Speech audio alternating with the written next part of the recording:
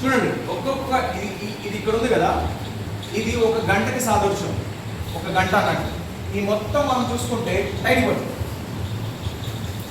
ఆ చివరి నుంచి చూడండి పేరు ఎలెక్స్. ఎలెక్స్ పట్టుకున్న దగ్గర నుంచి జోషువా పట్టుకున్న వరకు 168 గంటలకి ఇది అంత పొడుగైంది. 168 గంటలు లెక్క పెట్టచ్చు. గంట, 2 గంటలు, 3, 4 అట్లా 168 వరకు లెక్క పెట్టచ్చు. కానీ ఆ మధ్యలో ఉన్నది ఒక గంటే. ఆ వైట్ దాన్ని కలుపు మధ్యలో తీసుకురావా.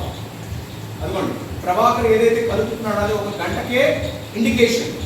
నేను పట్టుకున్నది ఒక గంట, అలెక్స్ పట్టుకున్నది ఒక గంట, ఆ వైట్ ఉంది ఒక గంట. 3 గంటలు. 3 గంటల మధ్యలో ఎంత ఉందంటే 168 గంటలు. 168 గంటలు అంటే రోజుకి 24 గంటలు.